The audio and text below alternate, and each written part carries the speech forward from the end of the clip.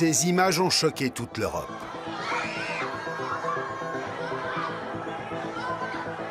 Des matraques contre des bulletins de vote. Le 1er octobre, le référendum pour l'indépendance de la Catalogne fait basculer l'Espagne dans une crise sans précédent depuis l'avènement de la démocratie. Une crise qui réveille un antagonisme historique.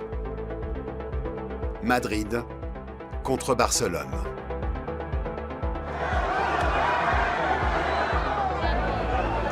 Ce duel est aujourd'hui incarné par deux hommes. Mariano Rajoy, le Premier ministre espagnol. Monsieur Puigdemont n'a voulu négocier avec moi que sur 2 points, les termes et le calendrier de l'indépendance de la Catalogne. Monsieur Puigdemont ne veut parler de rien d'autre. Et face à lui, le chef de file des indépendantistes, Carles Puigdemont. La politique de Rajoy et de son gouvernement a été catastrophique pour la Catalogne. Ils ont délibérément ignoré les millions de Catalans qui ne pensent pas comme eux. C'est presque un choc de civilisation entre deux croyances.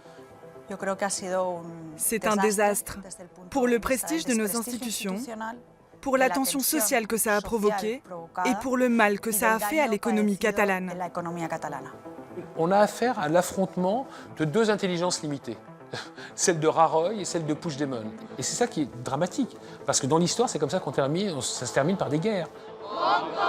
La question catalane, quand un conflit régional ébranle un État et secoue l'Europe.